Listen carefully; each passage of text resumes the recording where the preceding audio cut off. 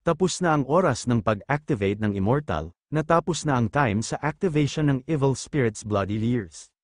Sumisigaw at sinasabi ni Pascal na ito ang kapangyarihan ng Diyos. Hindi niya ito matatakasan, mamatay siya, demonic bastard. Sa isip-isip ni Greed na sa wakas ay makikita niya na ang daan patungo sa tagumpay. Holy crap, sira ba siya? Mas malakas ang jerk na ito sa inaakala niya. Kung tumigil siya kahit isang segundo, pagagalingin lang siya kaagad ng mga elders. Sa tuwing lalaban siya sa mga taong ito ay hanggang sa wire. Kung sino ang unang makatama, siya ang panalo. Gumamit si Greed ng Freely Move. Ang skill ng title, Covert Hero, ay na-activated. Freely Move, bukod sa mga target na kasanayan, dodge lahat ng atake hanggang malapitan mo ang iyong wanted target, na itinalaga sa loob ng 200 meter radius. Oras ng cooldown, 1 oras. Sa isip-isip ni Pascal na walang paraan na ang ultra-fast skill na ito ay hindi makakahampas ng half-dead na langaw na tulad niya. Pinapaatake ni Pascal si Greed sa kanya. Sinasabi ni Greed na 1 taon at 3 buwan na mula nang patayin niya si Dravigo. Sa tingin niya ba naglalaro lang siya sa buong oras na ito? Isa lang ang mananalo dito, kundi ako. Nagpakawala si Greed ng Pinnacle. Umabot na sa level 2 ang Pinnacle level 2, nakagawa ka ng isang sword dance na nagpapahayag ng anyo ng Celestial War God. Nag-deal ng 740% ng iyong pisikal na attack power sa isang target. Ang skill na ito ay binabaliwala ang 61% ng depensa ng target.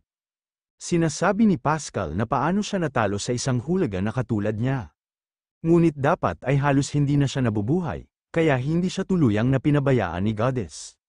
Isa siyang scoundrel na nang-ahas na tumapak sa templo ng Diyos. Kakalad ka rin niya siya sa kabilang buhay, ito ang huling bagay na gagawin niya. Creature of Darkness, ang kanyang laman ay hindi makasurvive sa rejuvenating powers of the light. Gumamit si Pascal ng Great Heal, tumingin sa taas si Pascal at nagmamakaawa ito sa Diyos na si Rebecca at sinasabi ni Pascal na naghintay siya sa lahat ng oras na ito, ngunit ang lahat ng maaari niyang makamit sa huli ay ang pagpuksa ng isang nilalang. Ito na ba talaga ang katapusan para sa kanya, O Diyos?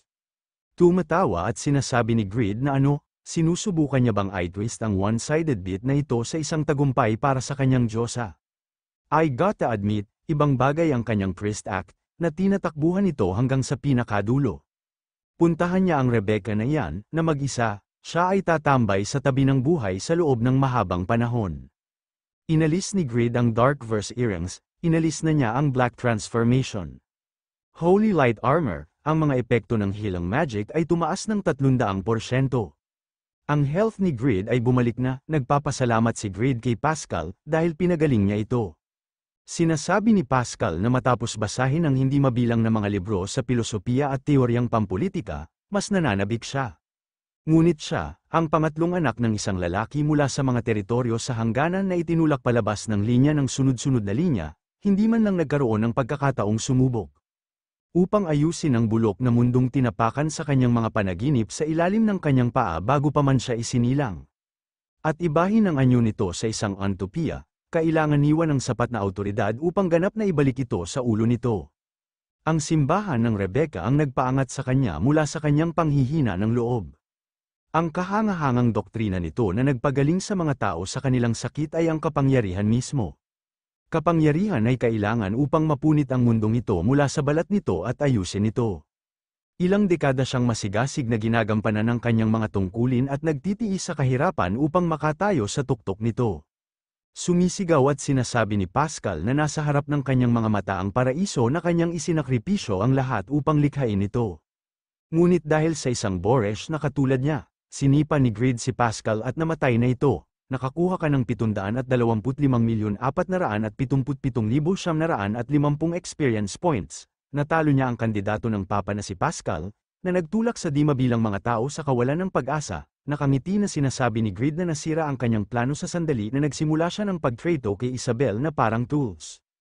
Kaya shut up and fuck off, napapasigaw si Earl Charita at binabanggit niya ang pangalang ng kanyang anak. Sinasabi ng elder na ang lakas ng loob ng demonyo na yan. Sinasabi ni Greed na 700 million experience points at hindi pa siya nag-level up. Akala niya makakakuha siya ng kahit 2 level dito, mahirap nang tumaas ang kanyang level kung aasa lang siya sa mga raid mula ngayon, kailangan niya ng punuan ng natitirang experience points gamit ang quantity, handa na ba silang sundan siya hanggang sa kabilang buhay? Mga maliliit na fry, sinasabi ng mga elders na demonyo siya, hindi na sila papayag na gawin niya ang mga nakakakilabot na aksyong na ito sa templo ng Diyosa. Sabay-sabay na ginamit ng mga elders ang mga skill nilang lahat. Holy Missile, Holy Wave Great Heal, sa isip-isip ni Grid na stable ang White Transformation dahil sa nakalink sa isang Divine Artifact. Sa paghahambing, ang Black Transformation ay nakalink sa isang regular artifact, kaya ito ay maaari lamang manatili ng 5 minuto, na may cooldown time na 12 oras. Ibig sabihin, kailangan niyang harmony ng 16 na natitirang elder ng kanyang sarili niyang kakayahan. Nagpapasalamat siya dahil pagkatapos niyang makuha ang hidden piece ng sealed ability, nabawasan ng 10% ang kanyang innate skill cooldown times. Ibig sabihin mas madalas niyang gamitin ang sword dance ng pagma. Ginamit ni Grid ang Link at ang Unbreakable Justice pati ang ultimate skill niyang Kill. Namatay na ang mga fallen elder na si Haber, Cyrus at Raid. Nakakuha ka ng 45,808,230, 46,441,044,253,670 na experience points. Tumaas ang kanyang demonic power ng 3, sa isip-isip ni Grid na binibigyan siya ng mga elders na ito ng 10 beses ng experience na gagawin ng isang regular na monster na kapareho ng level. Gaya ng inaasahan ng 3rd advancement classes, ang problema dito ay sa tuwing nagsisimula ang cooldown para sa sword dance, nagsimula ang mga elders sa pagpapagaling sa isa't isa, kaya hindi niya sila ma-overwhelming ng regular na atake. Halos sira-sira na rin ang Holy Light Armor set niya. Na-activate na ang epekto ng Doran's Ring, na-recover na ang health. Napapamura na lang si Grid at sinasabi nito na dito niya naisip na makakahinga na siya ng maluwag pagkatapos niya patayin si Pascal. Mabilis na pumunta si Grid sa likod ng isang elder at nagulat ito at tinatanong nito kung ano ba yon. Lahat ay mag-ingat, may control siya sa ilang uri ng kakaibang artifact. Hindi pa ito tapos magsalita ang isang elder tinamaan na ito ng atake ni Grid. Sinasabi ni Grid na hindi niya ba siya ma-bunch up, mga bastard, at piss off, sinasabi ng elder na hindi siya tumitigil, at inaatake niya sila gamit ang kakaibang artifact na yun, ngunit ipagpatuloy ang delubyo ng mga pag-atake, hindi niya maiiwasan ang lahat ng ito, takot at sinasabi ng isang elder na 8 na lang sila.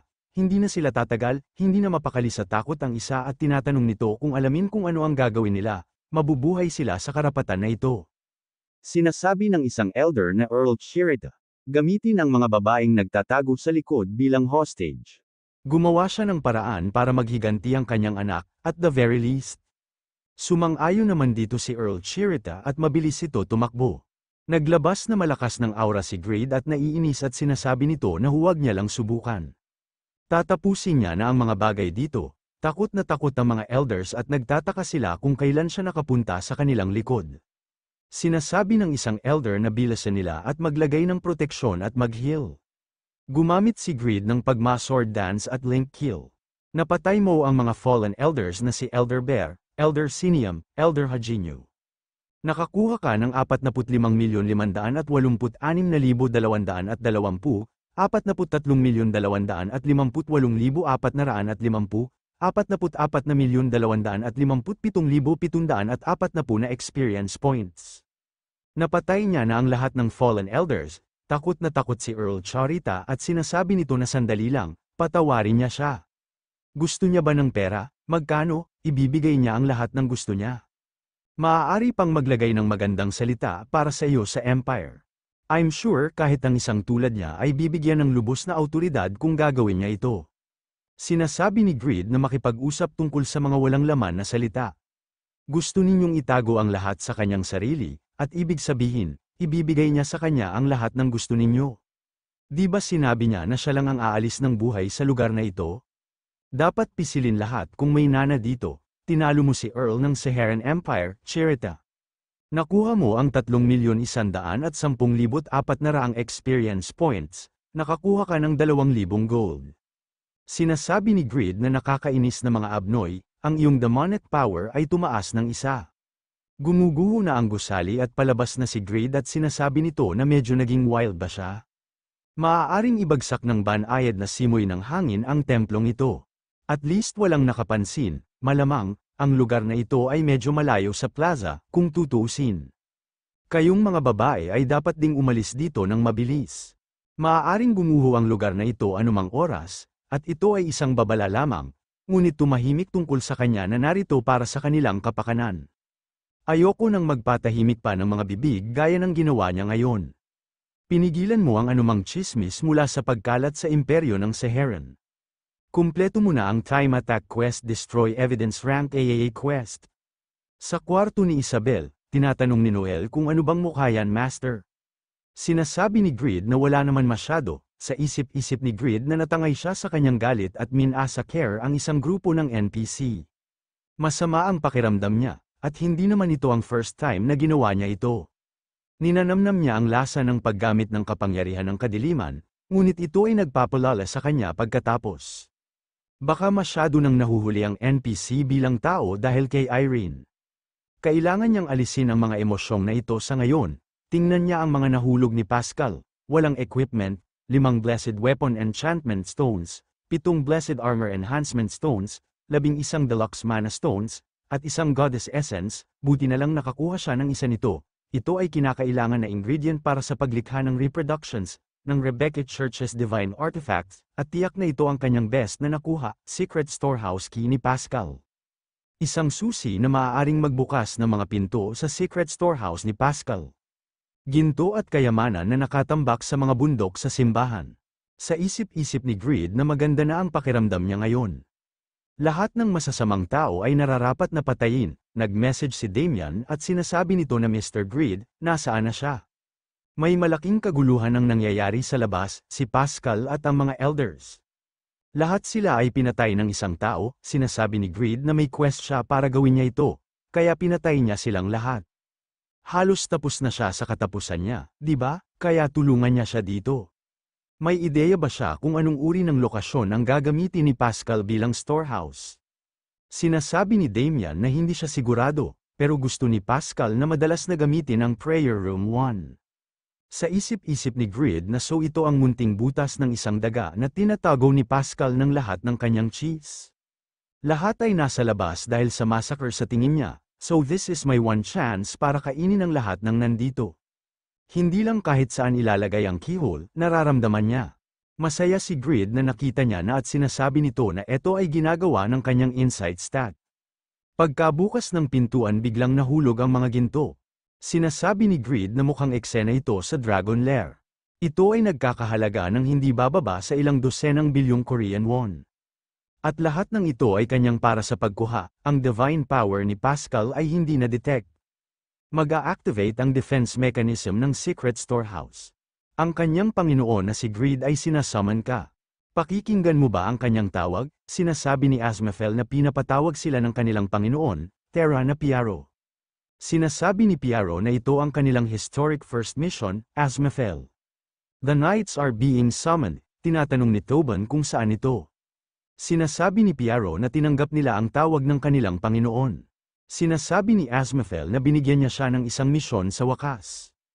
Ibigay niya sa kanya ang anumang utos na nais niya, Panginoon ko.